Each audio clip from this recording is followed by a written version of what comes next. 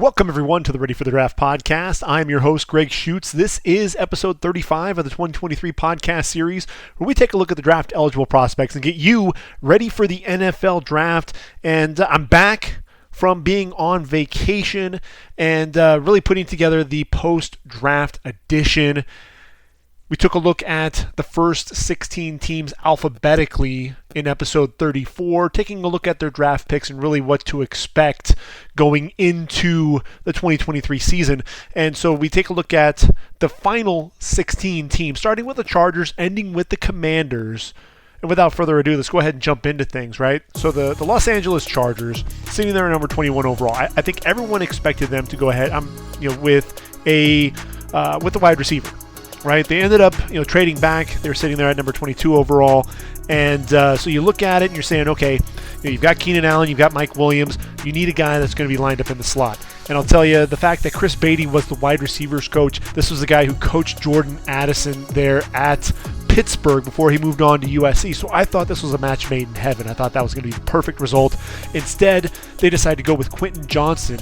They get the 6'3", 208-pounder, another bigger receiver, but a guy that has that vertical speed, over 19 yards per reception in his career. This is a guy that loves to take the top off of a defense. The issue that I have with him is just more so the fact that he doesn't use that size to his advantage. And that's really the biggest thing that I actually had him falling to the second round, because you saw some drops at his pro day. You saw him, not utilizing that wingspan and that catch radius to his advantage, really letting balls get into his body, allowing defenders to make plays on the football. But make no mistake, when this guy gets the ball in his hands, he can be explosive. He's a guy that can get vertical, can take the top off of a defense. And look, Joe Burrow has three really big receivers and guys that are dynamic in Jamar Chase and Tyler Boyd and T. Higgins, and now Justin Herbert has his trio. So then the Chargers move on to round number 2, and this was a pick that I think, I was expecting to see.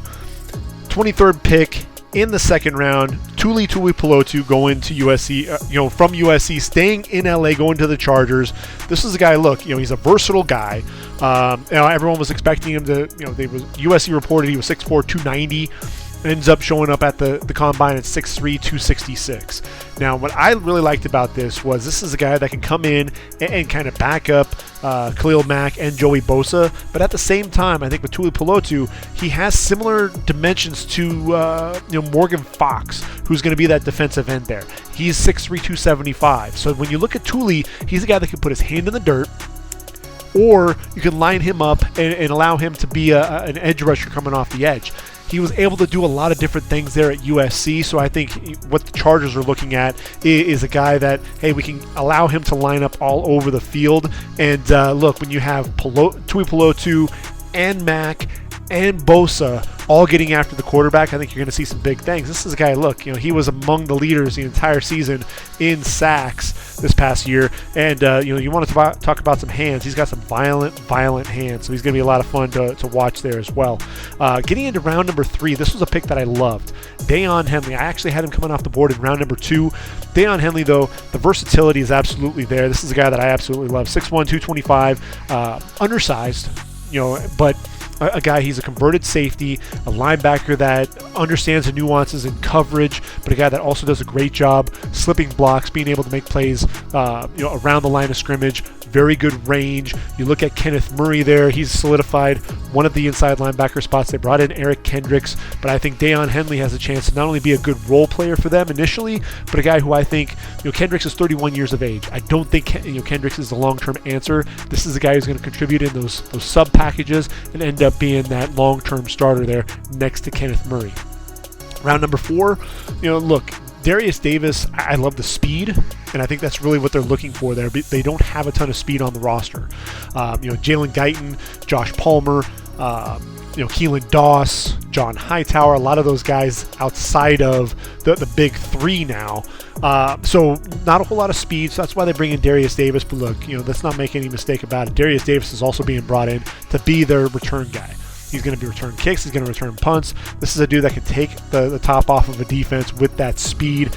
Just 5'8", 165. Very dynamic, though, with the ball in his hands. He may even be quicker than he is fast, but a guy that I think is definitely going to help there. Then you look at Jordan McFadden. This is an interesting kid. He's 6'2", 303, and a guy that I think everybody's expecting him to play guard. I think what the Chargers have shown with Rashawn Slater, with Jamari Sawyer, with Zion Johnson, they love guys who have that versatility. They can play multiple positions. And Jordan McFadden is no exception. He's 6'2", 310, so everyone looks at him and says he's absolutely going to be a guard. However, this is a guy who also has 34-inch arms. So I think if there is a guy that is a little undersized that could kick outside to tackle in a pinch, Jordan McFadden is that type of guy. We've already seen that with Jamari Sawyer as well. Zion Johnson has experience at tackle, so they're just really well-rounded offensive line. I think Jordan McFadden's the guy who's going to be a nice role player for them. A guy that could end up potentially even being a swing tackle for them if they need to. I know Foster Sorrell is already there, but a guy that is definitely going to be a backup to Johnson and Sawyer. And look, he could kick in and be a starter at guard in the event one of those tackles goes down and forces Sawyer outside to play that tackle spot. In round number 6, you get Scott Matlock out of Boise State, 6'4", 308. This is a guy who he's very good against the run. I think the upper body strength is there. This guy, is not a guy that's going to necessarily get after the quarterback a ton, but he's a guy that does give a good chase going after the quarterback. I think that's one of the big things. And what I love about Scott Matlock is just the effort. You're never going to see this guy take a play off. He's always going to be working to the quarterback and to the football as a whole. Look, I say that he's not really much of a pass rusher, but at the same time, he had 7 sacks in 2021, 19 and a half tackles for loss in his career as well. Back-to-back seasons with at least 40 tackles. So very active there at that defensive line spot. But when you look at Matlock and you're talking about his size, he's 6'4", 296. So he's one of those guys that could potentially play that end spot, could also play tackle, kind of that rotation there with Austin Johnson. So again, another versatile player who can play a lot of different positions. And then they go with Max Duggan, who's going to compete with Easton Stick to be that backup there for Justin Herbert.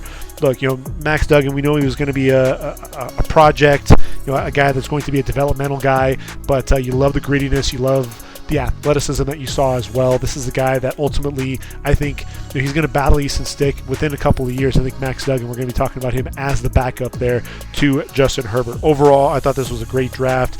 They hit on a lot of different positions that they needed. I thought they were going to go with the running back, especially with the whole Austin Eckler situation, but it sounds like they're not going to trade Austin Eckler, so they ultimately decided they were going to pass on that running back spot. The other spot that I thought they were going to go after was that cornerback position.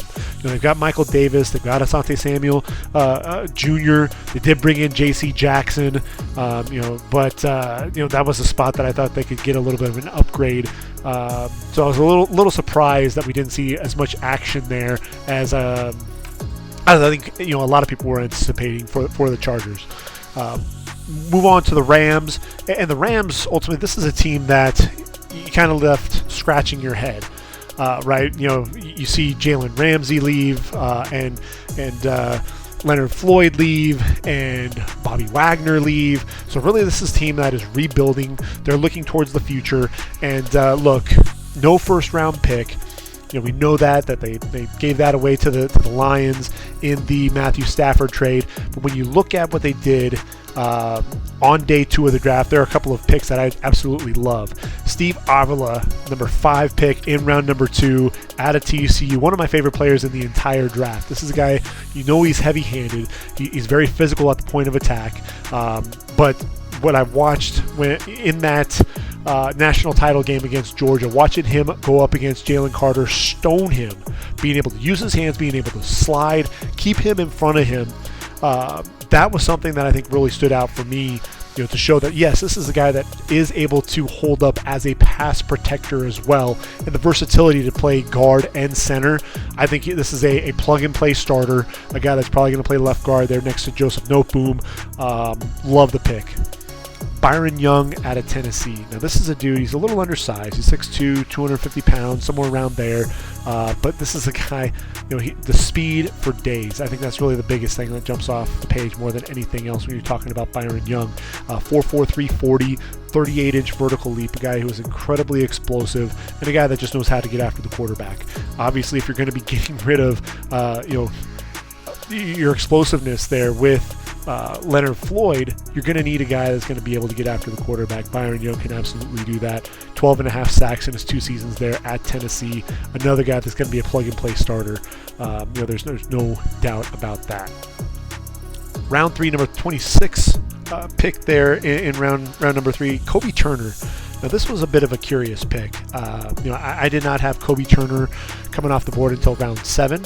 I think this is something that they looked at. Greg Gaines leaving, Ashawn Robinson signed with the Giants as well. They need to address that defensive line.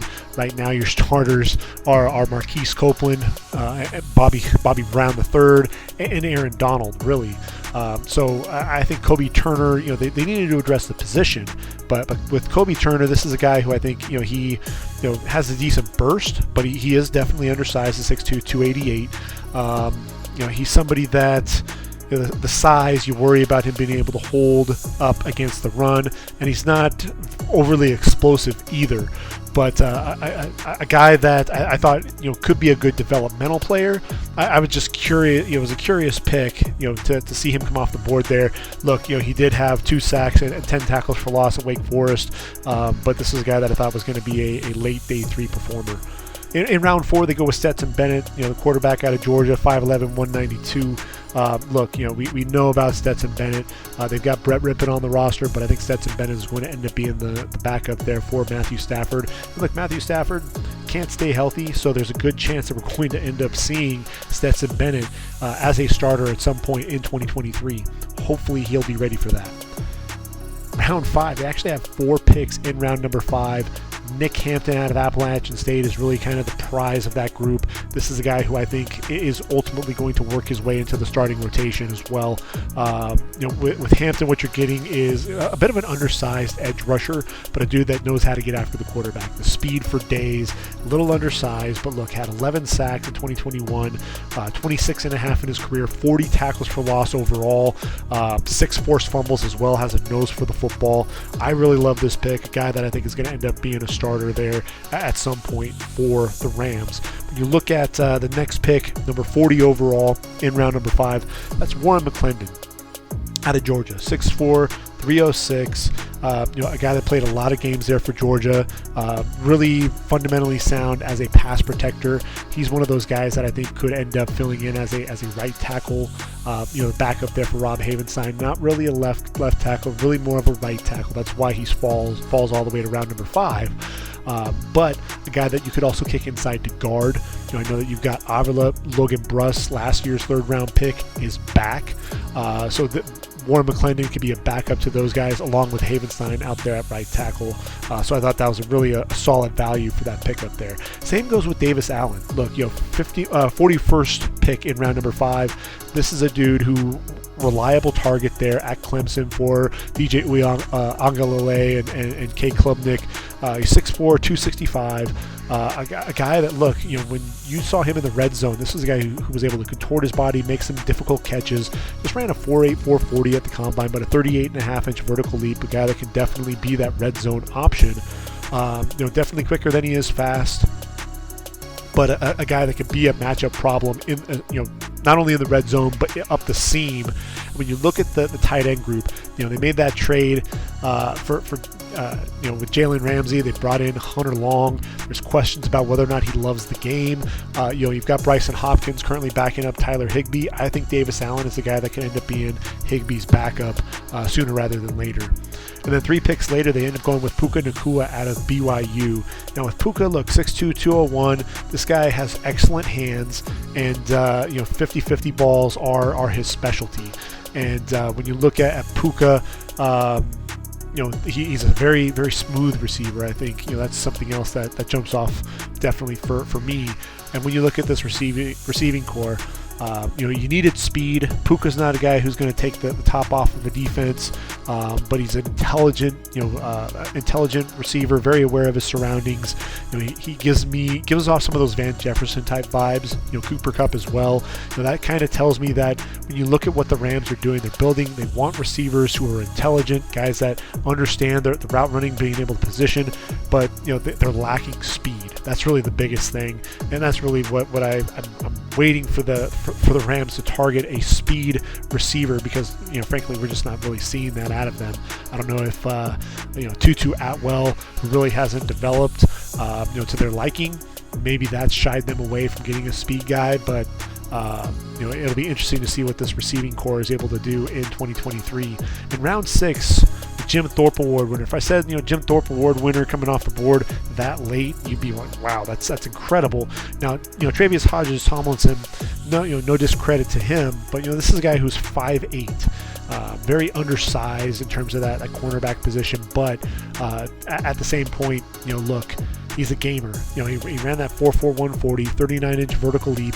This is a dude who has ball skills for days. So don't let the undersized nature fool you. He reminds me of another former Ram in Nickel, Roby Coleman. Really carved out a nice niche for himself after coming out from USC. But look, 5 interceptions, 36 pass breakups in his career there for the Horned Frogs. So when you look at the Rams and you look at what they have there at that cornerback spot, Darion Kendrick, Robert Rochelle, a couple of young corners, and then Kobe Durant. Travius Hodges-Tomlinson probably going to fit in, with Durant there, either at nickel in the slot. But they've got a lot of young talent there in the secondary. What they really need is a veteran presence because there really isn't much there on the back end in terms of veterans. Staying in round 6, O'Shawn Mathis. Now this is a dude who broke out at TCU. You see the length, 6'5", 250. A dude that can bend, he can come off the edge, but you're just waiting for him to really live up to that hype, and he never really did that.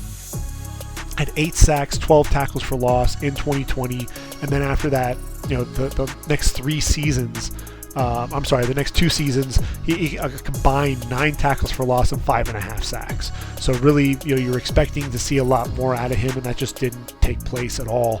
And so that's really kind of a curious situation there. That's why he falls all the way to round 6. Rams need pass rush help, so I think O'Shawn, you're going to see him there as an outside linebacker. I think that makes perfect sense. Rams needed to address the running back position. Kyron Williams they picked up in round number 5 a season ago, and really just hasn't performed to this point. I'm sorry, a couple of seasons ago. I know he battled some injuries, but he just hasn't been that player, that breakout player that I think they were expecting. What you get was Zach Evans. Look, 5'11", 202. And he's a downhill runner, a guy that's going to get those chunk plays for you, a guy that has excellent hands coming out of the backfield as well. And look, when he was there at TCU, he was a dude that was an absolute beast. Really the biggest thing is the injuries. Had injury plague season there for Ole Miss as well, but still ended up with just under 2,000 yards. Let's just say 2,000. It's 1,999 yards to be exact. But 18 touchdowns. The biggest thing is keeping this kid healthy. And that's really going to be the biggest thing. They could end up getting a steal in the draft if he can stay healthy, if he can stay on the field. But that's going to be one of the biggest things. He's not a proven pass blocker by any means, but a guy that I think could end up being a steal. Round 7. Used 3 picks here. They end up getting Ethan Evans out of Wingate. Don't know too much about this guy, but he was a punter, a kicker. He kicked off there at Wingate. He has a really strong leg, so I do know that about him. He's a guy that ultimately they needed a punter. I mean, look, shoot, this guy's 6'3", 235. So yeah, he's definitely a big kid. I think that punting job is probably his. That's kind of the expectation. Then you get Jason Taylor II. The safety. This dude is a playmaker. Tracks the ball really well. A guy that's going to attack the ball when it's in the air. You've got Russ Yeast right now as that free safety spot, but keep an eye out there for Jason Taylor. This is going to be a guy that's going to be a special team standout, but I firmly believe that Jason Taylor has a chance to end up being a starter at the next level. 6 foot 215. The 8 interceptions in his career, including 6 this past season, 11 pass breakups, also 10 tackles for loss. Really just racked those up in the last 2 seasons there for Oklahoma State. He's a guy to keep an eye out for. And then Mr. Irrelevant is a guy that I absolutely love, and that's DeJuan Johnson out of Toledo. Another guy who's undersized. What I love about him is his ability to get after the quarterback and really make plays behind the line of scrimmage. 14.5 sacks in his career, but 45.5 tackles for loss. When you talk about this guy as well, the last 2 seasons, 135 tackles, incredibly active, a guy that was a 3 technique, excellent first step. I look at him and I'd love to see he and Aaron Donald line up at the same time. I don't know that that's going to happen, but that explosiveness, yes, he's undersized, yes, he's Mr. Irrelevant, but you want to talk about a guy who I think could end up sticking out of this draft class. This is a guy that absolutely has to do that. So, and be a playmaker for them. I think he has a chance. I think he absolutely has a chance. I actually liked him so much. I didn't think he would get drafted in round number 3, but I actually put him at the end of round 3 because I love the production. I love just watching him play. And so now, I think he's got a great chance to not only make that roster, but end up making an impact. So that's the Rams. Look, the Rams made a lot of moves here. They addressed a lot of the positions that they needed to. The biggest issue was that inside linebacker spot. Right now, Christian Roseboom is going to be starting inside. This is a kid who's played the last couple of seasons in kind of a reserve role, more of a special teams guy out there out of South Dakota State. He's going to be the starter next to Ernest Jones. I still think there's a chance that they could end up, making a play there. But frankly, there's just so many young guys playing around. Aaron Donald, it's a bit of a head scratcher. It almost feels like this is a team that's kind of gearing up for a run at Caleb Williams. That's really what this feels like right now, just looking at this roster. Just a lot of young guys, really, you're talking about a true rebuild. And so it's going to be interesting to see what the Rams have, what type of play you're going to see out of them. A lot of youngsters making a lot of young mistakes. I think that's really what you're going to be expecting in 2023. Which takes us to the Las Vegas Raiders. And Vegas, I thought there were 2 positions that they were going to target, defensive end and corner. Really, I thought corner would probably be their number 1 go-to because of the fact that they really needed a number 1 corner, and Christian Gonzalez was sitting right there. Christian Gonzalez ultimately slid a little bit, which was surprising to me. But they ended up getting Tyree Wilson. And when you look at it, he's ultimately going to come off the bench. I think he's going to be a role player there because you have Chandler Jones. He's in the 2nd year of his 3-year contract. Only had 4.5 sacks this past season. Max Crosby, we know, 12.5. But look, this is going to be Crosby and Wilson. That's ultimately what you're going to be seeing. And with Tyree, you've got the 80-plus inch wingspan, a guy that knows how to get it done. Not the most explosive guy coming off the edge, but he's a dude that knows how to use his levers, his long limbs to his advantage coming off the edge. A guy that's you're gonna see the bull rush out of him quite a bit, but can use some of that speed as well. Back-to-back seasons with 7 sacks, 27.5 tackles for loss on the whole. Plug-and-play guy. Like I said, probably not going to start right away because of Chandler Jones, but man, he's in the perfect situation to learn from 2 of the game's best pass rushers. So I think that's going to be a nice fit overall. Then you look at the tight end position. They're on day 2. Darren Waller was traded to the Giants. You bring in Austin Hooper, the veteran. You also have O.J. Howard on the roster. So you've got a couple of guys that can bring Michael Mayer along. I think this is a great pick. He falls to round 2. Essentially what the league is saying when they look at the tight end position is, unless you're a guy that's going to be running in the 4.5s, 4.6s, chances are you're probably not going to be a first-round pick. The receiving prowess, is something that definitely is going to be making a bigger name for itself. When you look at Michael Mayer, the stats that he ran, they wouldn't blow you away there at the combine. Same with Mark Andrews, though. Mark Andrews is one of the best tight ends in the game, and his numbers were comparable to Michael Mayer, so the Raiders could very well end up getting a steal. When you look at this, over 2,000 yards receiving, just under 2,100 in total, 18 touchdowns, 180 receptions. That's the most for Notre Dame in all 3 categories. Another dude that's going to be a starter there for a long, long time. Now, in round number 3, the curious pick was Byron Young. Byron Young is the guy that I ultimately thought would be a 5 technique. I thought he would go to a team that implements a 34 defense. When I look at him, you've got Jerry Tillery, you've got Bilal Nichols, you've got Neil Farrell, you've got Adam Butler, Matthew Butler, the Butlers on the roster. When I look at Byron Young and I look at his fit, ultimately, he'll probably end up playing that 3 technique. This is a dude that's going to handle the running game. I think he's a guy that's going to be counted on quite a bit because there isn't a whole lot of depth up front. I was just kind of surprised that when you look at him, he's not a guy that screams, yes, I'm going to plug him in at the 3 technique. Like I said, I thought he was going to be more of a 5 tech in a 34. But when you look at him, 130 tackles, 20 tackles for loss, 7.5 sacks. I think he's more adept at the running game, plugging holes up front. So he'll really be counted on. And I thought there were other guys that were out there on the board that they could have gone to at the defensive tackle spot. Now, staying in round number 3, you've got Trey Tucker out of Cincinnati. Of the 2 wide receivers, I was expecting Tyler Scott to come off the board first, but ultimately it's Trey Tucker. And when you look at the receiving core, you've got Devontae Adams, you've got Jacoby Myers, you've got Hunter Renfrow. You don't have a guy that has that downfield speed, a guy that's going to be able to take the top off of a defense. And what you do have with Trey Tucker is a guy that can absolutely do that. 4.4 40, 1.48 10-yard split. I mean, when you talk about that, this is a dude that's going to be very sudden getting off the line, very sudden in and out of his breaks, excellent return man, so there's definite value. This is a guy ultimately I had coming off the board in round number 5, but look, when you're looking for guys that have absolute speed, that's ultimately what you're going to be looking for, what you're going to be targeting. And I think the Raiders clearly they were looking to address that overall need. Now look, when you talk about that cornerback spot, Duke Shelley, David Long, Meek Robertson, Nate Hobbs, Brandon Basin, you look at that group. I thought they could have pulled the trigger on a corner much sooner. Ultimately, they wait until round before they get Ja'Cory Bennett out of Maryland. 5'11", 188 pounds.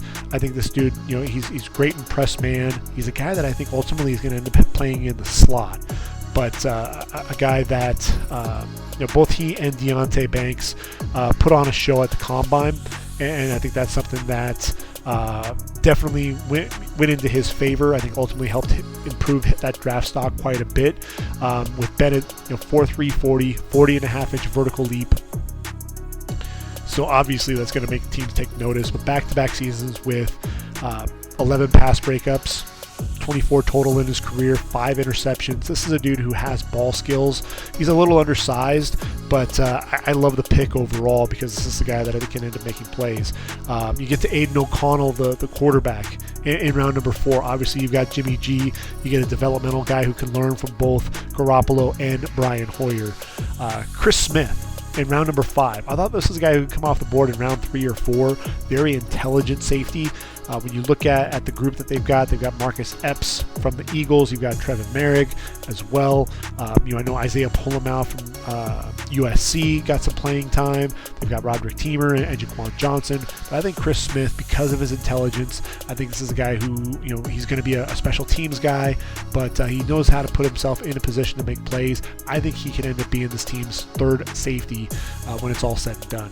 Amari Burney's another curious guy.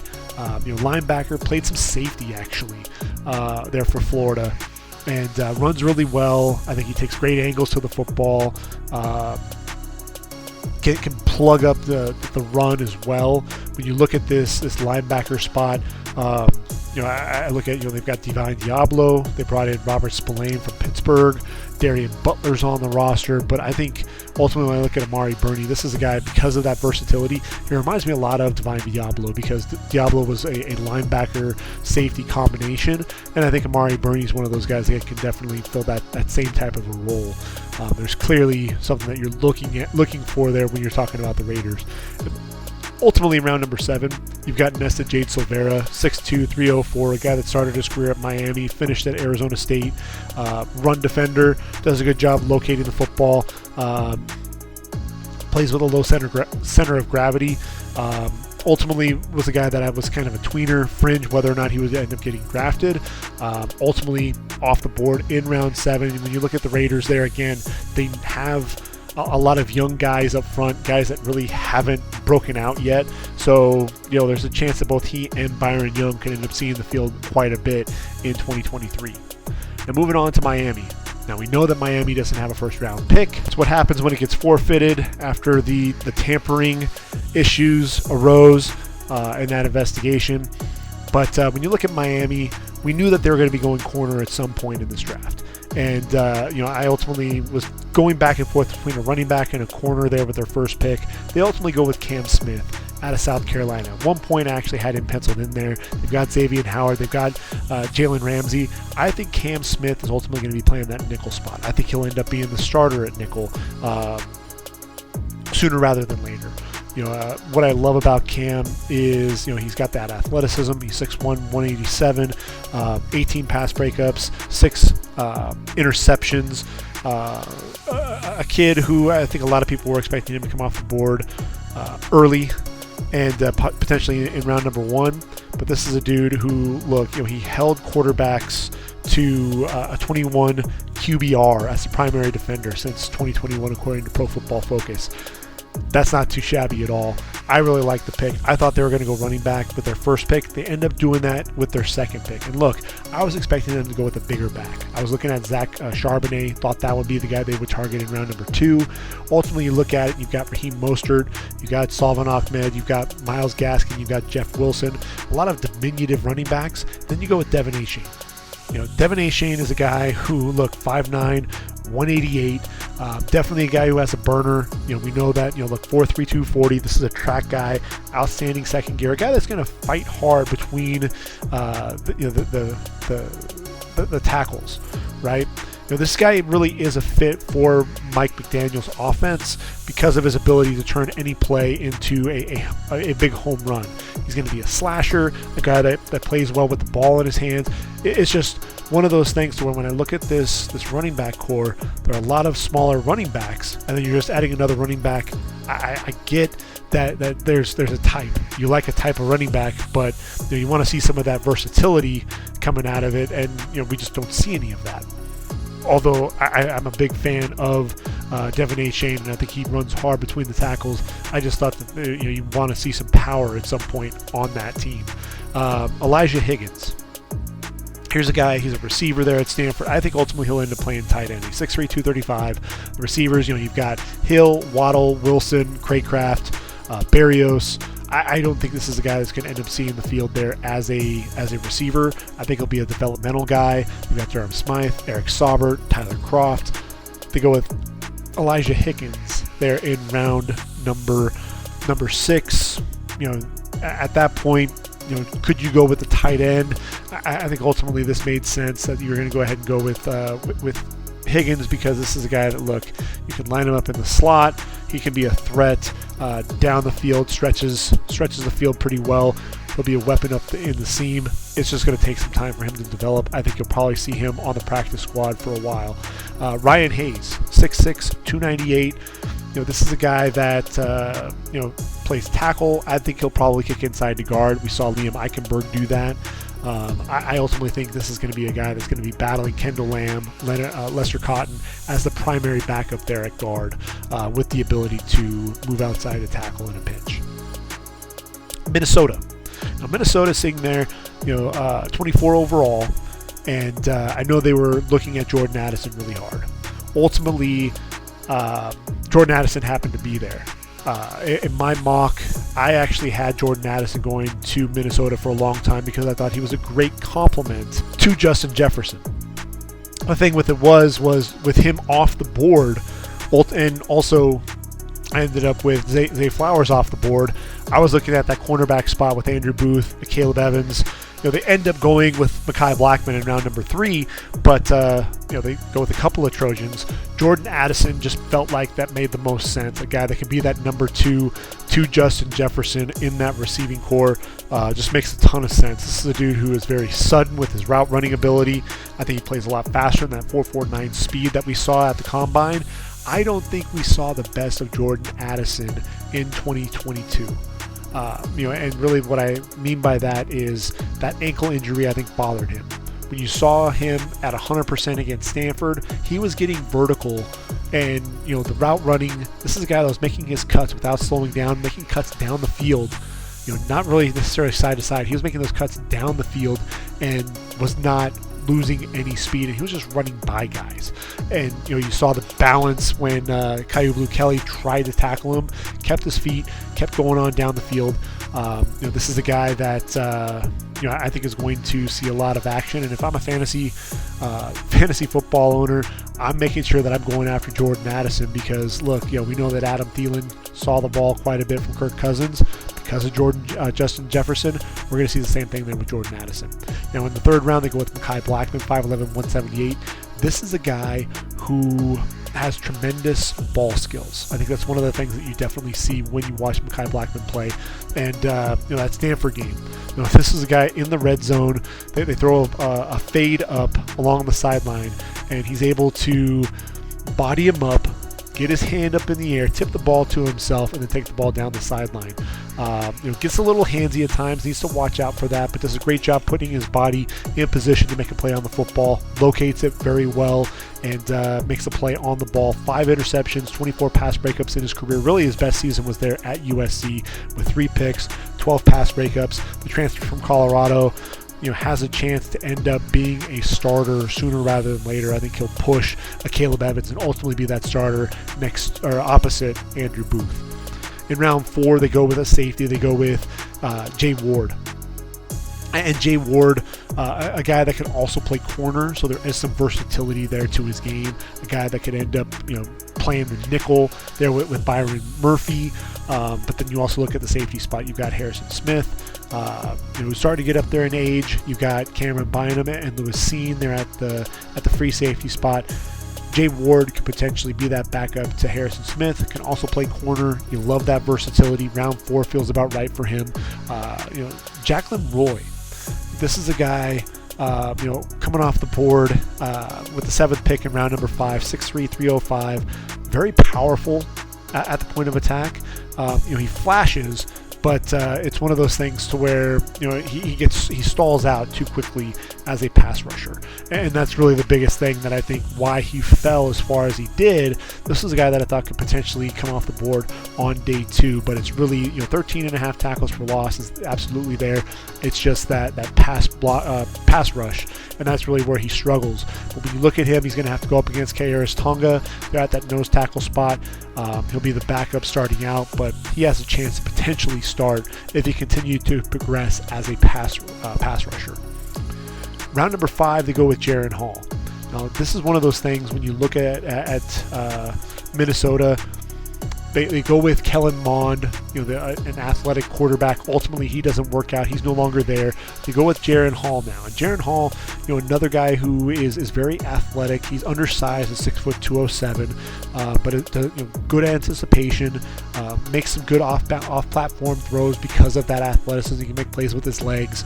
I thought inaccurate at Senior Bowl. Kind of an up and down postseason and really that pre-draft process. So I wasn't sure if he was going to get drafted or if he was possibly come off the board in that 6th, 7th round range. So I think this is pretty good value. Nick Mullins is going to be the backup starting out.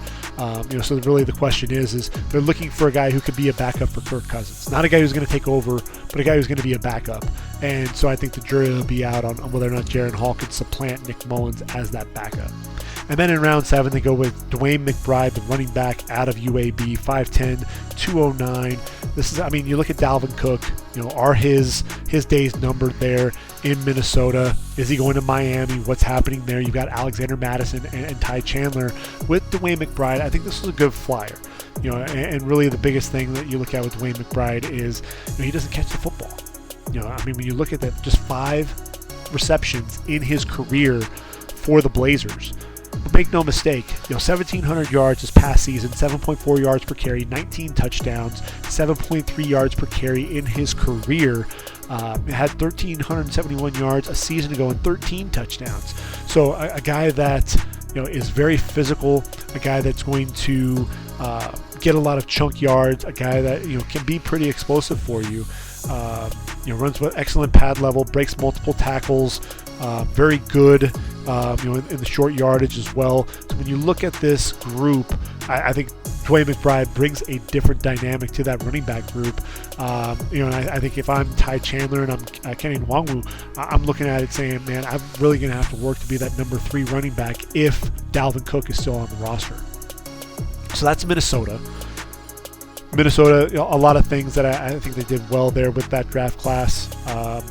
I think obviously as a Trojan alum, you look at Jordan Addison, you look at Mekhi Blackman, both going there. It's interesting too, a couple of LSU Tigers as well. But I love seeing Addison and Blackman going there with the chance to start early in their careers. Now New England sitting there at number 17. They made that trade down from 14, and sitting there at 17. Christian Gonzalez falls into their lap. I honestly, for a while, I had them potentially going after a corner, and I thought ultimately it was going to be Joey Porter Jr. I thought that was going to be way too high, but I figured Christian Gonzalez was going to come off the board in the top 10. Surprised that he fell this far. Christian Gonzalez is going to be a plug-and-play starter there opposite Jack Jones. You're going to allow Jonathan Jones to end up kicking over to that nickel spot. Best pure cover corner in the game, in my opinion. In this draft class. I think he'll start right away, and he'll be a playmaker for them. Keon White in round number 2, 6'5", 285. This is a dude who is an athlete, very athletic. A guy who I think could potentially, you could see him lining up opposite Matthew Judon as an edge rusher a little bit. But then you also look at his ability at 6'5", 285 to potentially take that spot, take over for Dietrich Wise. When it's all said and done. I think that's the versatility that he brings to the game. He's got 34-inch arms, so he's got a really good long wingspan.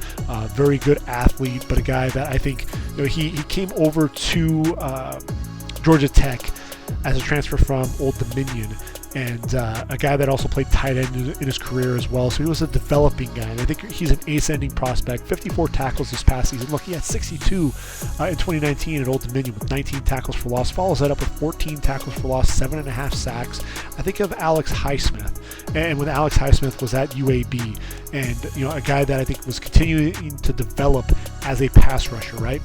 He went from 18.5 tackles for loss in 2018 with just 3 sacks to just blowing up in 2019 with 21.5 tackles for loss and 15 sacks. Not quite the same improvement in that pass rush ability, but look, Keon White also, he started his career there at Old Dominion at tight end, so he's only been playing the position for 4 seasons. So I think there's a great chance that we could see Keon White really explode there for the Patriots. Second round is absolutely great value. Now Marte Mapu coming off the board in round number 3. I thought that was a curious pick, only because I'm a big fan of Mapu's. I thought he was going to end up being a 5th or 6th round pick, to be honest with you. But this is a guy who can play safety. He can also line up at the linebacker spot as well. Very rangy, kind of undersized in terms of the weight, but he's 6'3", 217. He's got a lot of range. He comes up and wants to hit you. This is a dude who can line up and take on tight ends as well. He's 23 years old, and again, he played at Sacramento State. So he's one of those guys who needs to prove that he can handle it against top competition. I thought he was able to do that in the All-Star games. This is a dude who could be a nickel linebacker, hybrid safety. He's someone that I think he can wear a lot of different hats, and I think that's ultimately, Bill Belichick has proven that he's going to go after guys that we're expecting to come off the board 1 to 2 rounds later. Look at Cole Strange a season ago. If there's a guy that Bill Belichick loves, he does not care if he's going to take him. In Cole Strange's case, in round number 1, Marte Mapu in round number 3, he wants his guy. Now in round number 4, they go with Jake Andrews out of Troy. I look at Jake Andrews, and this is a guy I look at 6'3", 305. I look at David Andrews, the Andrews there at the center spot. I think Andrews is going to end up being that starter. I think they're looking for a guy that can end up supplanting David Andrews there. I think that's ultimately going to be that guy there. Chad Ryland coming off the board in round number 4, the 10th pick in round 4. This is a dude, he was at Eastern Michigan, transferred to Maryland. Big leg. This is a guy who made all 9 of his field goal attempts under 40 yards in 2022. Hit a couple of 50-yard field goals at Michigan as well. Could be a kickoff guy. He'll end up probably supplanting Nick Folk as their starter there. I mean, obviously, if you're taking him in round number 4, you would expect that to happen. Then they get City Sau, another guy that I was a big fan of. They're out of Eastern Michigan. So physical at the point of attack, 6'5", 323, a dude that, he was a former tackle, moves inside to guard, and has good speed. He can move to the second level as well. Definitely a guy that struggles a little bit at the pass protection just because of the quickness. I mean, that's why I kicked inside to guard. When you look at this guard spot, not only with Sau, but then also Antonio Mafi, the physicality. That's one of the things that you love with Mafi. He's 6'3", 338. He's going to just beat you up. When you look at this now, you've got a line with Cole Strange, Michael Onwenu, you've got City Sau, and Antonio Mafi. There was really an attention there to the interior of that line, along with Jake Andrews. You've got depth. That's something that I think they were really struggling with. They're able to get a lot of depth there. Then they get Kayshon Boutte, 5'11", 195-pound LSU wide receiver in the 6th round. He falls all the way to round number 6. I mean, he's a fluid, sudden route runner, a guy that, we thought could potentially, coming into the season with a breakout year, could potentially end up being a first-round pick. I mean, it's crazy that we were thinking that, right? But when you think about it, when you look at his career, obviously injuries really hampered things. He only played in 6 games in 2021, but look what you saw there with that UCLA game. 9 catches, 148 yards, 3 touchdowns. Before that in 2020, the bowl game. I'm sorry, it wasn't the bowl game, but they were playing Mississippi, and 14 catches, 308 yards, and 3 touchdowns. He was looking like this all-pro, right? I mean, this is a guy that everyone's talking about. Finishes the season into that UCLA game with 4 games over 100 yards. I mean, you're talking about 308 yards again. It's Mississippi. Just a dominant effort. After that, just 2 games over 100 yards. And I think the injury definitely slowed him down. I think that's something that you were expecting to see him be a little bit more explosive. Ran a 4.5, just a 29-inch vertical leap. The lower body explosiveness just isn't there, which is why he falls to round number 6. And I think there's, the Patriots can take a flyer on him. You've got Devontae Parker, you've got Tyquan Thornton, you've got Juju Smith-Schuster. I thought they were going to go with the receiver sooner, but getting Boutte in round number 6, that could end up paying dividends. And when you look at Bill Belichick, we know that he likes to double up on draft picks. We saw that at tight end. That didn't really work out with Devin Asiasi and Dalton Keene. We've seen him, obviously in this draft with City Sau and Antonio Mafi. We've seen him with Josh Uche and Anthony Jennings at the edge rush position as well. Now he goes with the kicker and a punter, Bryce Behringer. Obviously, he was the top punter in this year's draft class, 6'2", 216. Got the spectacles as well. This is a dude who, career punting average, 46 yards, best in Big Ten history. Actually broke a 40-year-old record that was set by former All-Pro punter Reggie Roby. That's pretty cool. So when you look at that, obviously Behringer, Ryland probably going to start for the Patriots when it's all said and done there as well. Demario Douglas out of Liberty, 5'8", 179. This is a slot receiver extraordinaire. Quicker than he is fast, but a guy that I think can end up seeing the field early and often with this receiving group. I think he's so sudden. You love the footwork in him as well. I think he's a very interesting guy. I think he's going to make a lot of plays for them coming out of the slot. I think he has that potential at least. You look at Amir Spear. This is kind of a curious pick. A guy that I think is more of a special teams guy than anything else. There in round number 6. Then in round 7, they get Isaiah Bolden. I like this kid. He started just 13 games there at Jackson State. But what you have here is a guy who has good size. He's got good speed, and he's got a lot of length. I had him coming off the board in round number 7 as well. But this is a guy, when you look at this, this group, Marcus Jones, Sean Wade, Amir Speed, Miles Bryant. This is, Isaiah Bolden could not only work his way into that group, but could see the field and see some playing time early on in his career. Which then takes us from New England to New Orleans. Now the Saints, we knew they were going to go defensive tackle. I thought maybe it would be Kalijah Cansey. Ultimately, they go with Brian Bresee. Bresee, I wasn't sure if he was going to come off the board in round 1 or round number 2. But this is a guy that I think could end up being a playmaker if we get the guy that we saw as a freshman before the injuries. He looks to be all the way back in his performance there at the Combine. Really looking forward to seeing what he can do. And look, the Saints, they needed help at both the defensive tackle and defensive end spots. Defensive tackle, they lose David Onyemata and Shai Suttle. And then obviously at defensive end, Marcus Davenport's gone. They've struggled there. Peyton Turner really hasn't progressed the way that they were expecting. Carl Granderson is more of a role player. You look at Isaiah Foskey, back-to-back seasons with 11 sacks. I think Cam Jordan needs to work with Foskey to get him more of a pass rush move than just his long arm. But I think Foskey, the production is absolutely there. 6'5", 264, so he's got good size. I think, when you look at it, both Foskey and Bresee, I think they can end up being starters sooner rather than later. Kendre Miller, out of TCU, coming off the board in round number 3.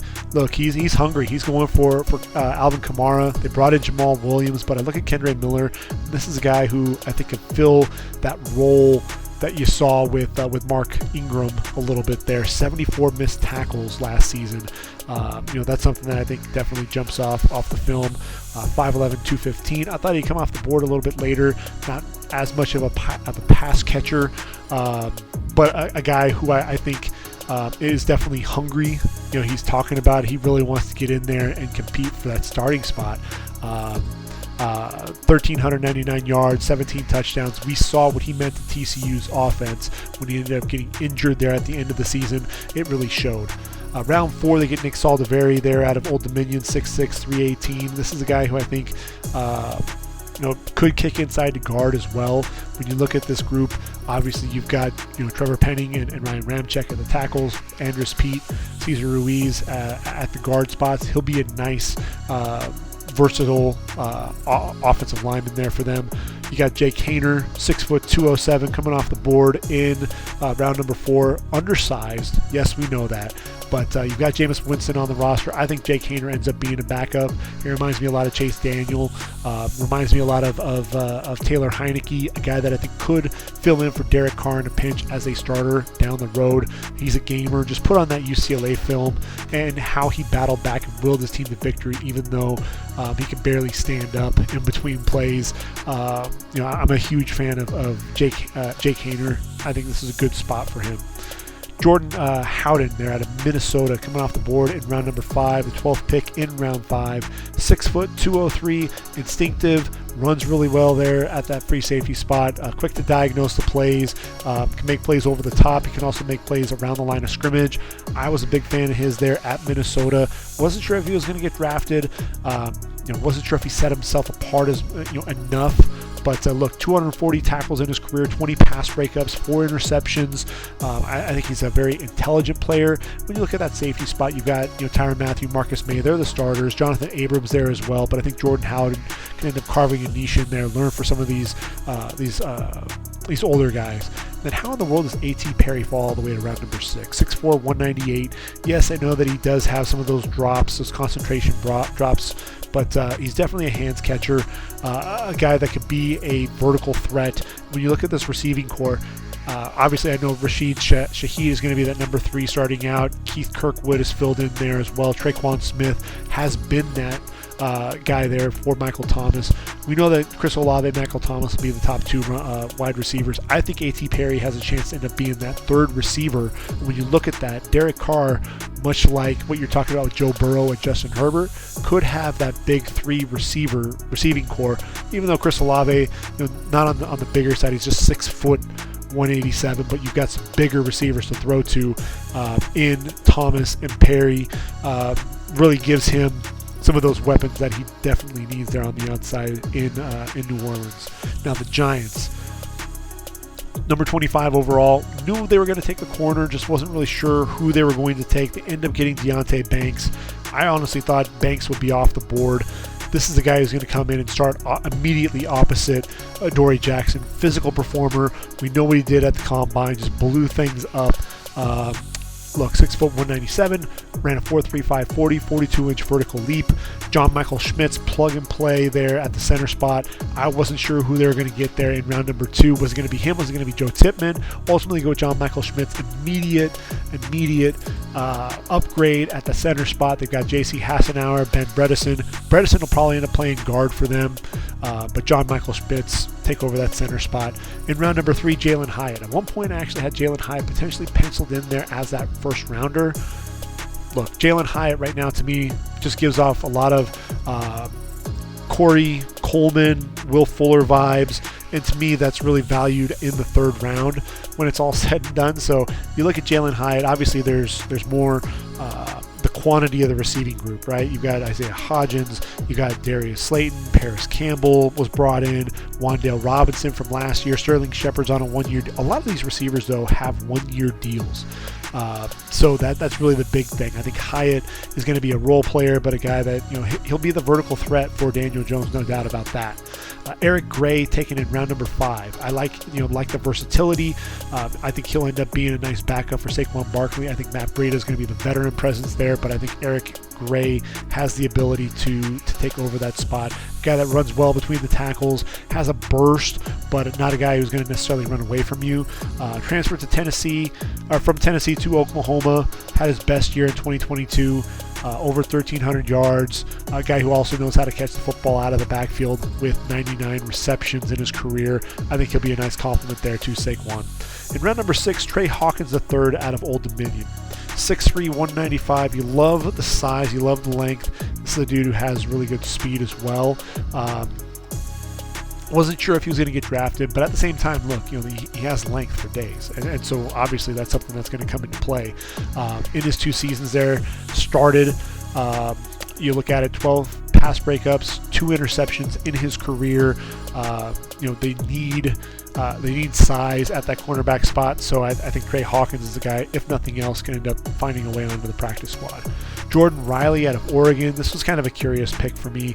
Not a guy that I thought was expecting to get drafted at all. Started all 13 games this past season. This is a dude that doesn't really get after the quarterback, more of a run defender. So I think he's a guy that I think they're counting on to compete with E.J. Davidson, to be the backup there to Dexter Lawrence at nose tackle, and then Javarius Owens at safety. A guy that I think, 6 foot 195, a dude that does a great job diagnosing plays. Obviously, when you look at that free safety spot, Bobby McCain probably has the inside track there, but a guy, with Owens, kind of surprised that he fell as far as he did, but a guy who I think will end up making the roster, even if it's at the practice squad.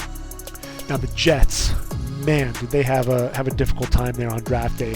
You're expecting them to go after an offensive tackle, and Pittsburgh moves up to get Broderick Jones, and so they miss out on the top 4 tackles. So what do? They're at 15 overall. They end up going with Will McDonald. And Will McDonald IV is a guy that I absolutely love. A guy who you look at John Franklin Myers, you look at Carl Lawson as their top edge rushers. I look at Will McDonald, and I think he'll end up taking over at one of those spots. I really do. 40.5 tackles for loss, 34 sacks, and the bend. The bend is what is so freaky with this guy, turning the corner. Just you watch him at the combine, you watch him in his workouts. This is a dude, he can really drop, get underneath the pad level, turn the corner in a hurry. Nearly 35-inch arms as well, so he's got really long arms, 36-inch vertical leap. This dude's a lot of fun to watch. Joe Tippmann in round number 2. They go after, they get a center. And really what was curious about that was they brought in Connor McGovern, and then you also have Joe Tippmann. So I think really what that says is McGovern, maybe that means that Laken Tomlinson isn't going to be around too much longer, and ultimately McGovern will end up taking over there at that guard spot. Kind of a curious pick, but definitely a guy who's going to be a day 1 starter for them. The tackle that they get in round 4 is Carter Warren. That doesn't really move the needle for me. At the tackle spot, I like Carter Warren. At 6'6", 311, I think the footwork is pretty good. He's able to mirror a little bit. Pretty good feet. Not very overpowering as a run blocker. Needs to get a little bit bigger there. But look, with Dwayne Brown, really this likely being his last season, Mekhi Becton, not really sure what's going to happen there in terms of his health. There's a chance we could see Carter Warren starting at some point in 2023. Izzy Abanikanda, this is a running back. Ran what was it, 4.43 I want to say. Really kind of a surprising. This guy, contact balance and his explosiveness. You look at this running back group with Breece Hall, Zonovan Knight, Michael Carter. I think Izzy Abanikanda can end up being that backup for Breece Hall. Very explosive, big play threat. Struggles a little bit. There are a lot of drops catching the football out of the backfield, but a guy who can, bring it in terms of that speed. Zaire Barnes of Western Michigan. This was kind of a curious pick for me. I think there were other targets that they could have gone after. But look, Zaire Barnes was a 2-year starter there for the Broncos, and a guy that, frankly, was probably the best player on that defense. 6'1", 225, kind of undersized. This past season, though, was his best year by far. 93 tackles, 4.5 going for loss, an interception, 8 pass breakups. You love his ability to get after the ball in coverage, and I think that's really what was kind of that hallmark. I was just kind of surprised he came off the board in round 6. Staying in round 6, Jarek Bernard-Converse, a veteran there, moved on from Oklahoma State to LSU. A guy who I think will challenge Michael Carter II there at that nickel spot, because I think DJ Reed and Sauce Gardner are holding it down on the outside. And then Zach Kuntz, how in the world does he fall all the way to round number 70? 6'7", 255, the blend of speed and size. You've got Tyler Conklin, you've got CJ Uzomah, Jeremy Ruckert. Ruckert's probably the better athlete of those 3 guys. When you look at Zach Kuntz, obviously the receiving prowess jumps off, I think more than anything else. 73 catches, 692 yards, 5 touchdowns in 2021. Only played in 5 games in 2022 due to injury. But man, when he shows up at the combine, everybody turned their heads, because this is a dude who's running, at 6'7" and 255, a 4.55 40-inch vertical leap. Just throw the ball up and let this guy go. I mean, a 3-cone drill at 6.87, ran a 4.12 short shuttle. He's a guy that I think will be pushing for playing time early on. Eagles. Good Lord. I mean, the rich get richer, right? I mean, this is a team that, and they love Georgia. I mean, that's definitely clear. You look at Jalen Carter, and when he was on the board sitting there at 9, I think everybody was expecting the Chicago Bears to go after him. Ultimately, they go with Darnell Wright at 10, and Jalen Carter is taken number 9 overall. So when you look at this defense, you've got Fletcher Cox there. There's Milton Williams, but then you also have Jordan Davis. So whenever Fletcher Cox decides to move on, you've got Jalen Carter and Jordan Davis lining up there. I mean, 2 guys who are absolutely explosive, right? Again, the rich get richer. I mean, that's just incredible what Howie Roseman was able to pull off. The fact that he was sitting there on the board. How are teams going to be playing this defense? That's really going to be the big question mark. I think they'll probably have to attack, that linebacking core more than anything else. But what do you do with that linebacking group? You go after Nolan Smith. They're out of Georgia, right? All right. At number 31 overall, that's really where I had it penciled in. You've got Brandon Graham, who's only going to be on there for one more season, likely. Brought in on a 1-year deal. Derek Barnett's in the last year of his deal. He's been pretty underwhelming. You've got Josh Sweat, you've got Hassan Reddick. Then Nolan Smith looks just like Hassan Reddick coming off the edge. They're a little undersized, but absolutely dynamic. A guy that can also play the run very well. He's 6'2", 238. I think he'll be a guy that's going to be a contributor both against the run and the pass. Then they get Tyler Steen. Tyler Steen at 6'6", 321, a guy that can play both guard and tackle. You lose Isaiah Somalo, you lose Andre Dillard in free agency. There's definitely a need at guard. Cam Jurgens is likely going to be the heir apparent there to Jason Kelsey. Tyler Steen could end up being that starter at right guard whenever that does happen. Round 3, they get Sidney Brown, a dude who is an absolute playmaker. Obviously, they get Terrell Edmonds. They've got Reed Blankenship at that safety spot. But Sidney Brown is a guy that I think he's tough as nails, a dude that could absolutely end up finding his way into a starting spot sooner rather than later. 320 tackles, 10 going for loss, 10 interceptions, including the 6 this past season, 16 pass breakups, including 7 this past season, 4 forced fumbles. I think this is a dude, he's a ball hawk, knows for the football, but also very physical as well. I love that pick. Then in round 4, we need a corner. What are we going to do? We're going to target another Georgia Bulldog. And with Keely Ringo, he's got the size. There's no question about that. Obviously, at one point we thought they were going to go with the corner in round number 1. They bring both Darius Slay and James Bradbury back. They also bring in Greedy Williams. Now with Keely Ringo at 6'2", 207, you've got really good size. Press man corner. This is a dude who seems to struggle with being able to maintain sight of his, or really maintain contact with his man. Would lose his man a lot, especially on the comebacks. That's one of the biggest things that he really struggled with, some of those transitions more than anything else. But he's physical, a guy that does a great job locating the football. When he's coming straight down the field on a vertical route.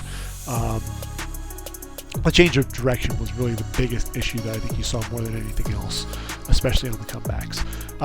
If you've got Jalen Hurts and Marcus Mariota, you wouldn't expect to see Tanner McKee come off the board, but that's exactly what happened. 6'6", 231. He's a pocket passer. That's really what you have with him.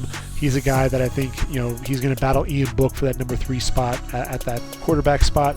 And then Moro Ojomo, round number 7. I'm surprised he came off the board that late. This is a dude who I think, he's got a good long arm as a pass rusher. He's a guy that can get after it against the run. I think he has a great shot at making this team. The problem is there's so many guys at defensive tackle. Ultimately, I think what's going to end up happening is either he goes to that practice squad, or he ends up finding a team where he can end up playing a 5 technique in a 34 defense. I think that's really where his home is going to be. Steelers. They make the move. They get Broderick Jones. They get a guy who's going to go in there and take over for the struggling Dan Moore there at that left tackle spot. Made perfect sense. Then at the top of day 2, I was expecting Joey Porter to come off the board to them in round number 1. They get him in round 2. He's a day 1 starter. That also allows you, if you want, to move Patrick Peterson to the nickel and have Levi Wallace on the outside as well.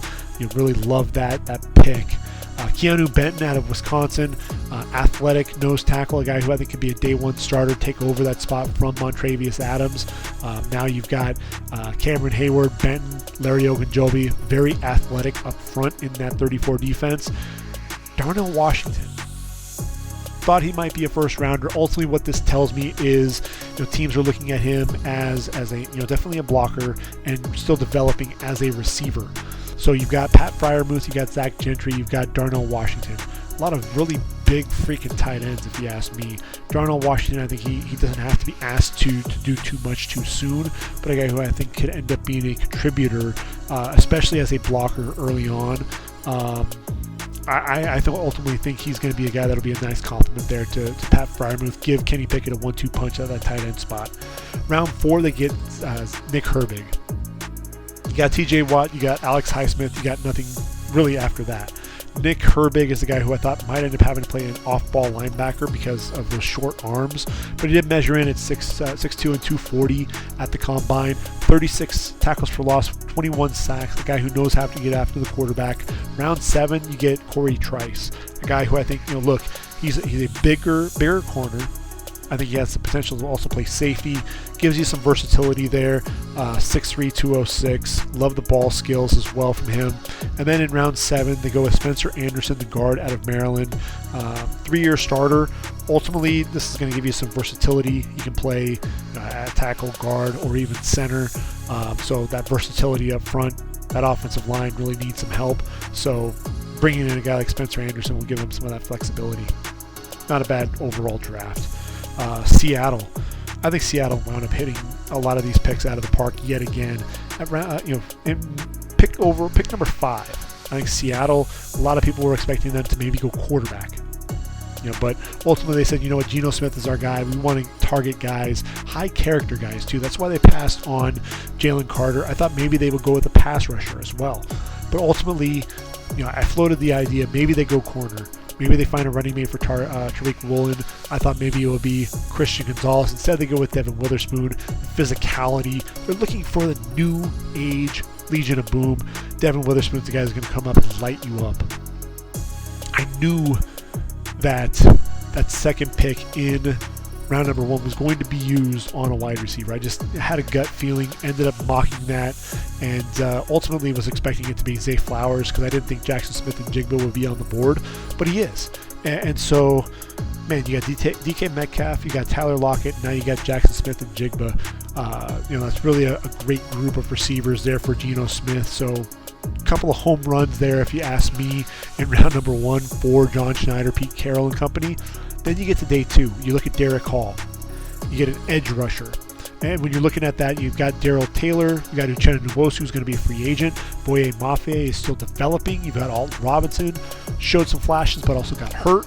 So I think this is a nice pick. You're able to go ahead and address that spot. And then you get a running back to pair with Kenneth Walker III. I thought they would wait a little bit before they go running back. But here's the thing. DJ Dallas was the only other running back really on the roster. Zach Charbonnet, physical presence, a guy that can run between the tackles, also has some speed to the outside, really a one cut and go type of a guy, but you love the contact balance, just breaks tackles like crazy. Back-to-back seasons over 1,000 yards for the Bruins, including 1,359 this past season, 7 yards a carry, 14 touchdowns, 75 receptions in his career, including 61 the past 2 seasons for the Bruins. This is a guy like 1-2 punch there at that running back spot. Another pick that I think could potentially be a home run pick. When you look at the guard spot, you've got Damian Lewis, you've got Phil Haynes. Neither one of those guys are going to be on the roster, or I'm sorry, neither one of them are under contract past this season. You bring in Anthony Bradford, a guy that I think could end up being a starter. He's got great physicality, moves better than you would expect for a guy his size, 6'4", 332, holds his ground really well, especially against the bull rush. So he's a guy that I think he fits that mold. Damian Lewis, Phil Haynes, Anthony Bradford kind of looks at that same type of mold. Then you get Cameron Young at 6'3", 304. This is a dude who has really long arms, looks to control blockers, eat up blocks. I think he's going to battle that Brian Monet there at that nose tackle position. I think he'll end up being the starter when it's all said and done there as well. Then they go after another edge rusher. You get Mike Morris. I think this is ultimately, you look at Mario Edwards Jr. already on the roster. You've got Draymond Jones as well. I think Mike Morris, that's ultimately going to be his home. This is the guy who flashed early there for Michigan. Then they got into conference play. You didn't see him dominate like he was early on. 6'5", 275. I think that's ultimately going to be his fit. Man, I thought they were going to go center. I thought it was going to be a little bit earlier. I didn't think they would get Oluwatimi in round number 5, but that's exactly what happens. 6'3", 309. I think he'll supplant Evan Brown as their starter there, 4-year starter at both Virginia and Michigan. This is a dude, he's got excellent awareness, very intelligent player, strong punch at the point of attack. One of the things that you definitely see, he's really good with the double teams. I think he gets exploited a little bit in one-on-one situations, so I think that's something that they'll have to work on. Jarek Reed out of New Mexico, a guy that I didn't really have on my radar as a guy that I thought would get drafted. 4-year starter, 94 tackles, a couple of forced fumbles a season ago. He can play corner, he can play safety, so he'll be a guy that'll be battling for a roster spot. I just don't know exactly where he fits there. Maybe he'll be the backup nickel to Kobe Bryant. And then Kenny McIntosh in round number 7. This is a dude, kind of an upright running style, very reliable receiver, one of the best in terms of catching the football out of the backfield. He's quicker than he is fast. I mean, there's no doubt about that. When you watch him play, he looks faster than that 4.6 240 that he ran at the combine. A guy that's never going to run away from you, but a guy that does a good job setting up his blockers and can get down the field, especially in the passing game.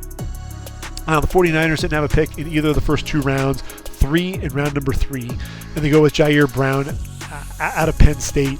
And I look at him and I think he's going to be a day 1 starter right there next to Talanoa Hufanga.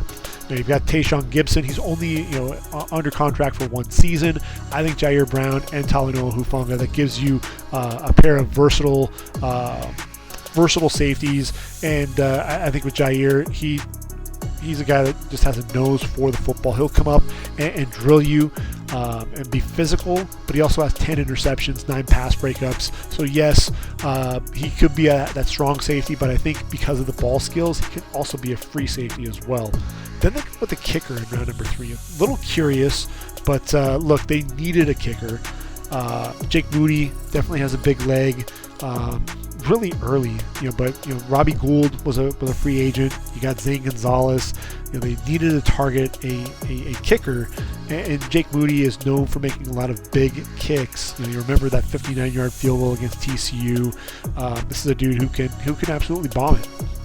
Tight end spot, I thought they needed to get a guy to team up with George Kittle. Surprised it was Cameron Latu, and surprised that he came off the board in round number 3, to be honest with you. And this is a guy, was a converted defensive end, 6'3", 242, and he's definitely not the same type of guy as Kittle, but he's definitely going to be a physical blocker, and he's opportunistic. He finds holes in defenses and can make some plays.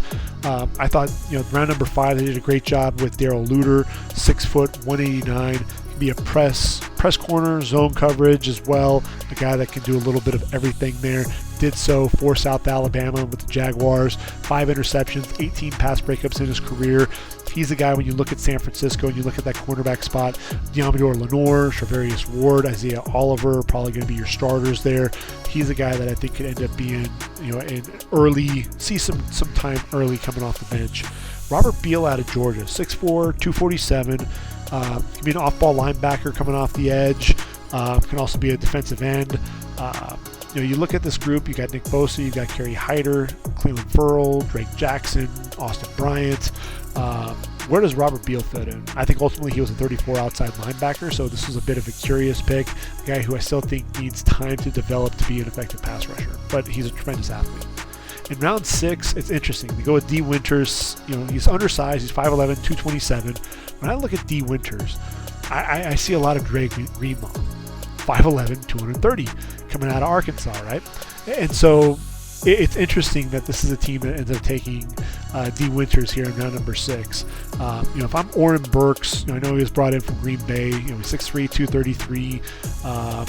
I think D. Winters has a shot to ultimately take over that spot when it's all said and done. I think he's a playmaker, and we saw that down the stretch for TCU. A guy, look, against Michigan, he seemed to be everywhere around that line of scrimmage, right? A guy that he flies around to the football, 14.5 tackles for loss this past season, 7.5 sacks, an interception, a couple of pass breakups, 79 total tackles, and just also a tremendous athlete. This is a guy at the combine, ran a 4.49 40, so he's a guy to keep an eye out for. Round number 7, they go with Braden Willis, and I'm glad that he got drafted. I know it was in round 7, but this is a guy who did a little bit of everything for OU. Not only can he be that third tight end, I think he'll end up supplanting Charlie Warner as that third tight end, but he can also play fullback. He can be a backup there for Kyle Juszczyk. I know that Jack Coletto, one of my favorite players, was brought in as an undrafted free agent, but you look at him. Braden, he can be a lineup as an H-back. Shoot, he was also OU's Wildcat quarterback as well. So very versatile, can do a lot of things, wear a lot of hats. Ronnie Bell, round 7. I thought maybe they'd go with a receiver a little bit earlier, but I think this receiving core is pretty much well set. But Ronnie Bell, he's got some speed. He just hasn't been able to really work back off of that injury. Ball skills are really what you see out of him. A guy that does a great job along the sideline as well. You really feel for him because I love the route running, but I just don't think he's the same athlete after tearing that knee in that first game of the season a year ago. Then there's Jalen Graham. He's 6'2", 220 out of Purdue, a guy that's an outside linebacker, can also play safety. Really a guy that I was expecting to come off the board in round number 7, and a guy who I think is going to struggle to make this roster. Maybe he can fit in as one of those backup linebackers. Look, San Francisco, I think of Azeez Al-Shire as a guy who was a undrafted free agent coming out of Florida Atlantic, a guy that I really liked. I like Jalen Graham. He does a lot of different things. He's good at a lot of things. I don't think he's great at a lot of things, which is why he's coming off the board as late as he was. Which takes us to the Tampa Bay Buccaneers. And sitting there at 19, I thought that they were going to go tackle. I really thought that Anton Harrison was going to end up being the left tackle that keeps Tristan Wirfs on the right side. Looks like they're interested in Luke Gadecki as that right tackle, with Wirfs kicking over to the left side because they end up going with Kalijah Kancey. I think taking Kancey there at number 19, after drafting Logan Hall a season ago, really tells me that they're not really expecting Logan Hall to be a starter. They're not satisfied with what he's got there. Yes, you've got a decent rotation now, but Kancey teaming with Vita Vea and then Greg Gaines, who they got from the Rams in free agency. What I really like about this with Kalijah Kancey is, he's quick off the football. Greg Gaines was able to take a guy who was a little undersized but very explosive, a guy that was coming out of the pit. You may have heard of him, Aaron Donald. I know Kalijah Kancey's gotten a lot of those comparisons. To me, he looks a little bit more like an Ed Oliver, Geno Atkins type. But look, 34 and a half tackles for loss, 16 sacks in his career, back-to-back seasons with at least 7 sacks. So you love the first step, quickness coming off the football, and a guy who I think is going to be looking to get into backfields early and often. I think he's a guy who's going to be a starter for them and a guy that can be very explosive for Todd Bowles and company. After that, you go with Cody Mauch out of North Dakota State, taken with the 17th pick in round number 2, 6'5", 302. We know his story. He came in as an undersized tight end, a walk-on, ultimately moves out to that left tackle spot, and I think his home is going to be a guard. I think with Gadecki likely moving to right tackle, Mauch can end up playing that right guard spot. I think Matt Filer, who they signed, is going to play that left guard spot. And Ryan Jensen, obviously, we know is going to be the center. But Cody Mauch, I think, is going to end up being a starter right away. Fills in a huge role, a huge hole there at right guard, especially with Shaq Mason no longer there. So this is was a great pick, home run pick in my opinion. Then you get Yaya Diaby coming off the board in round 3, 6'3", 263. Look, the pass rush, they need to get after the quarterback. Joe Shoyinka really hasn't been able to get it done. You've got Shaq Barrett, who's struggled with some injuries of late. So this is a guy who could end up being a long-term replacement for him potentially. And with Diaby, look, I love the physicality. He's got really good hands, but he also knows how to get after the quarterback. 14 tackles for loss, 9 sacks in his final year there at Louisville. Round number 5. That's their next pick. They get Servassier Dennis out of Pittsburgh. He's 6'1", 226, instinctive. I think it's one of the things that you absolutely see as a run defender, a guy that loves to go downhill, shoot gaps. He chases, does a great job there. Wrap-up tackler, a guy that knows how to blitz coming off the edge. Can both shoot gaps, as I mentioned, but he can also bend a little bit coming off the edge. He's one of my favorite players to watch because he can do a little bit of everything. And with Servassier Dennis, 94 tackles this past season, 12 tackles for loss, 7 sacks out of pick, 3 pass breakups, a couple of forced fumbles. Where does he fit into this defense? I think he can end up taking over for Levante David whenever he decides to move on. You also have Devin White as well, and what's going on with him. It sounds like he's not getting traded. So does Servassier Dennis, he can kind of be that third inside linebacker, first guy off the bench, but a guy that can end up making his way, because they're going to have to get younger with that Levante David, likely in his, I think he signed his 4th contract there with the Bucks, another 1-year deal. He's probably going to be gone after this season. So Dennis could take over that spot, could potentially see the field even earlier if Devin White ends up getting traded. Round 5, they stick around. They go with Payne Durham. We know they picked up O'Keefe really as kind of that blocking tight end, kind of a surprise. Cade Otton is your receiving tight end. What you like about Payne Durham is a guy that can be a vertical threat up the seam, a guy who I think is a pretty good inline blocker as well. This is a guy who I think ultimately will end up battling for that backup spot to Cade Otton at a tight end position. Josh Hayes, the corner out of K-State, transferred from North Dakota State to Virginia and then to K-State. This guy is versatile enough to play both corner and safety. A guy that, again, I didn't really have him on my radar as a guy that was going to get drafted. I thought he was a nice player there at K-State, all Big 12 performer in his one season there in Manhattan. 71 tackles, 5.5 for loss, 7 pass breakups. Kind of a curious pick. I look at that group, and I think they needed to go with the safety. I wanted to see them actually go after a guy like Sidney Brown. So this is kind of a curious pick. In round 6, Trey Palmer out of Nebraska. We know the speed is there. Ran in the 4.3s, 4.33 at the combine, 6 foot 192. This is a guy, he started his career there at LSU, ultimately ends up transferring to Nebraska, and only spent the 1 year at Nebraska. Decides he's going to come out after his junior season, and a guy that I wish he would have stayed in school for another year. To be perfectly honest with you, because this is a guy who has that speed. I think a lot of people were expecting him to come off the board a lot sooner. Kind of a surprising to see him on the board there in round number 6. I think more so because of the speed than anything else. When you look at Tampa and what they need at that receiver spot, this does make a lot of sense, because you got Michael Evans, you got Chris Godwin, Russell Gage.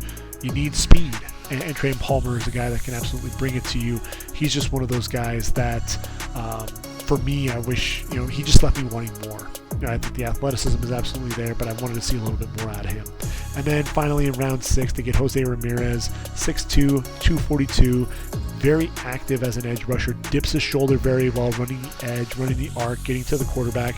And what you love about Jose Ramirez is his ability to just get after the quarterback. 19.5 tackles for loss, 12 sacks, 20.5 for his career, 7 pass breakups as well. He's a little undersized, 6'2", 242. When you look at Jose Ramirez, another guy that can get after the quarterback with Yaya Diaby.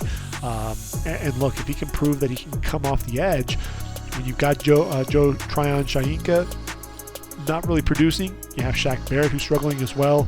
Anthony Nelson is kind of your next answer, and he's a guy that really is more of a defensive end that's kind of playing out there in space. He's 6'7", 271, playing outside linebacker. You really need, you want to find guys who ultimately fit that role as it. He really should be playing with Logan Hall and Kalijah Cansey, that defensive end spot. And really that might be, maybe that's what they're looking for, is a guy that could end up taking over that spot for him and have him really battle it out with Patrick O'Connor as kind of that third defensive end in this unit. So Jose Ramirez, another one of my favorite players in this year's draft, and he comes off the board in round number 6 to Tampa. Tennessee. Now, Tennessee sitting there at number 11. I went back and forth between an offensive lineman and a receiver. At one point, I did have Peter Skoronski penciled in here. Ultimately, I thought maybe they would go with the quarterback, and penciled in. At one point, I have Will Levis penciled in there.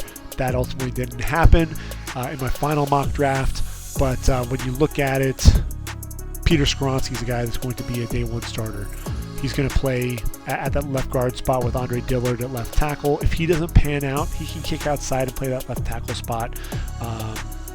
Nicholas Petit-Ferrer is another guy that can end up kicking inside the guard if they need to.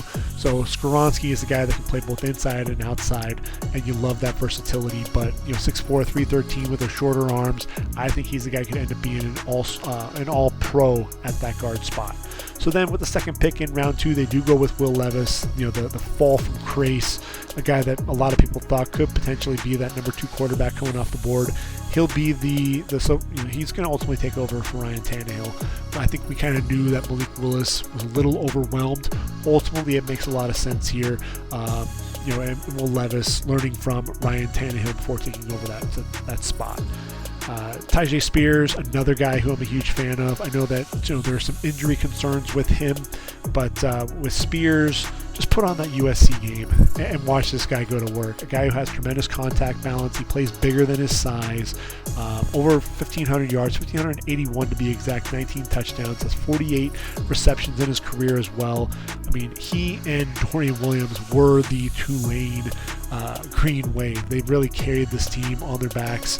5'10", 201, 39-inch vertical leap as well. Love the athleticism, love the explosiveness. He'll be a great complement to Derrick Henry in the backfield. And then, round number 5, they go with Josh Whyle out of Cincinnati. Look, this is a big body, 6'7", 248, a guy that's going to be a vertical threat down the seam, a guy that's going to be a matchup nightmare, especially in the red zone. So, you look at Chiz Okonkwo, he's kind of an undersized tight end. Josh Whyle is a guy that's going to be that bigger guy. Nice 1-2 punch there for Tannehill, Levis and company at the quarterback spot. And then round 6, Jalen Duncan, 6'6", 306. Excellent run defender. I think this is the guy, he actually has pretty good technique overall. He keeps that back flat, very upright there, but excellent knee bender. I think he can be a really good pass blocker. He just has that shorter arms at that tackle spot. So he's a guy that I think could end up being a backup there for Andre Dillard. Another guy who could potentially kick inside to guard as well. I know they have Dylan Radins on the inside and Jordan Roos. So he's a guy that could potentially end up being that swing tackle when it's all said and done. And then finally, Colton Dowell out of UT Martin, the wide receiver. 1,000-yard receiver. Look, he's 6'3", 215. I ultimately thought that Jack Davis from South Carolina State was going to be the guy to get drafted, and instead it's Colton Dowell coming out of UT Martin.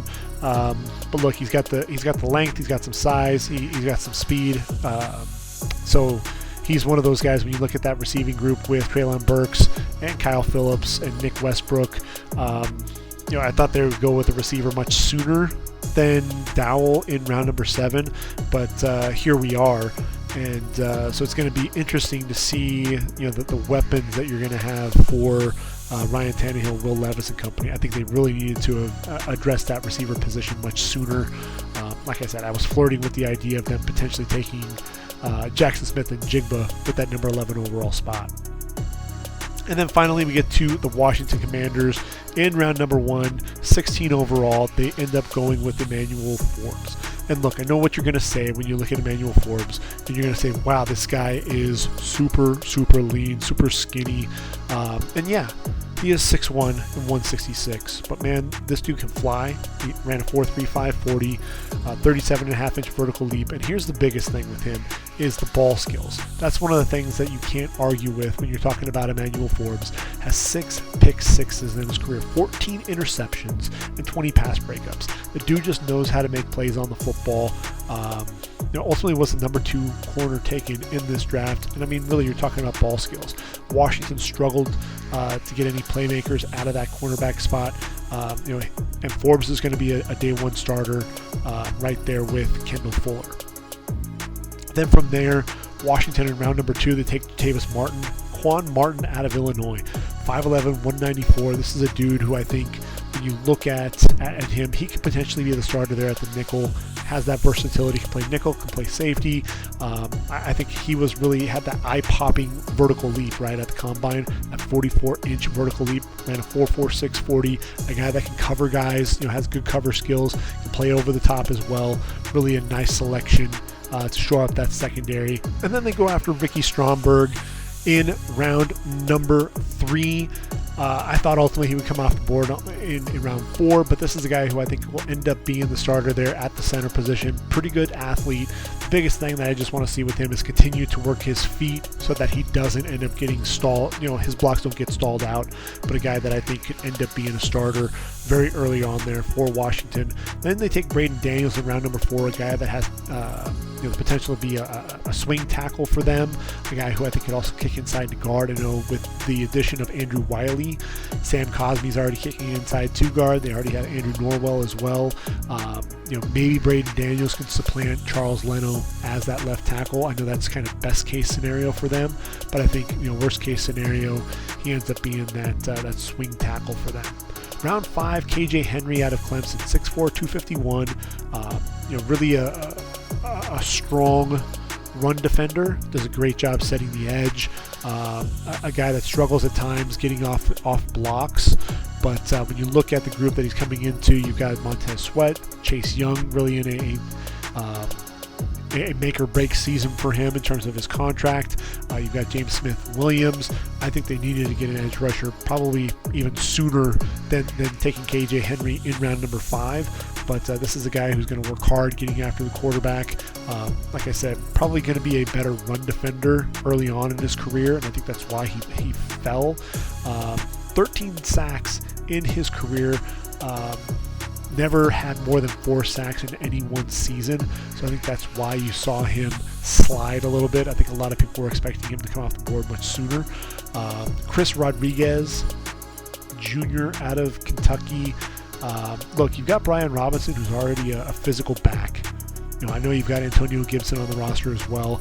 Chris Rodriguez is that physical back that's going to run hard between the tackles. I'm just kind of surprised that Washington, of all teams, would go after a guy who's 5'11 and 224 pounds. But look, this is a guy who he's tough as nails. Over 1,300 yards in 2021 through just 8 games in 2022. Still had 904 yards. I know that he had to answer for the off-field issues, but look, Washington still ended up taking him in round number 6. And then they go with Andre Jones out of Louisiana in round number 7, 6'5", 248. Long arms. I think that's one of the things that you really see starting out with Andre. 34.25-inch arms, a guy that can bend coming off the edge, get after the quarterback. I think ultimately what you're going to see with him is someone who's going to sit on the practice squad and really continue to develop. Because he's got good size at 6'5" and 244, I think he's going to continue to put on more size. You have seen him develop as a pass rusher. 7.5 sacks this past season. That was his highest sack output as a Raging Cajun. So he's a guy to me that I think if he continues to develop, can end up seeing the field down the road for the Commanders. So those are the final 16 teams. We kind of put to bed the 2023 NFL draft. We're going to look ahead to the 2024 NFL draft. I know we haven't even played the 2023 season. It's way too early to be looking at the 2024. Not really. This is really where we start all of the homework, really taking a look at a lot of the prospects. I want to make sure that you're starting to get ready for that 2023 college football season. Who should I be on the lookout? What names should I be paying attention to? Who should I be watching out for? We'll be covering that. It won't just be Caleb Williams. It won't just be Marvin Harrison Jr. There are a lot of other guys to keep an eye out for. When you look at it, it feels like there are a lot of top 10 locks, and we know that's just not going to be the case. A lot of guys that you expect to come off the board early just didn't happen in 2023, and that's what you love about the draft process is you have the pre-season process, you have during the season, then you have the pre-draft process after that. So a lot of the work goes into this pre-season. So what I want to do is start putting some of those names together in one final podcast for the 2023 podcast series, kind of as an introductory to that 2024 draft class. And then in a couple of months, we'll put together the first of that 2024 podcast series where we'll break down everyone from Caleb Williams to Marvin Harrison Jr. to Drake May to Joe Alt to Olu Fashanu, Jared Verse, Kool-Aid McKinstry, Jeremiah Trotter, Dallas Turner. The list will go on and on. It's going to be a fun season coming up, and hopefully you've enjoyed the ride for the 2023 season and stick around for the 2024 podcast series as well. So until next time, everyone, this has been the Ready for the Draft podcast. I've been your host, Gregg Schutze. Take care, everyone, and until next time, I am out of here.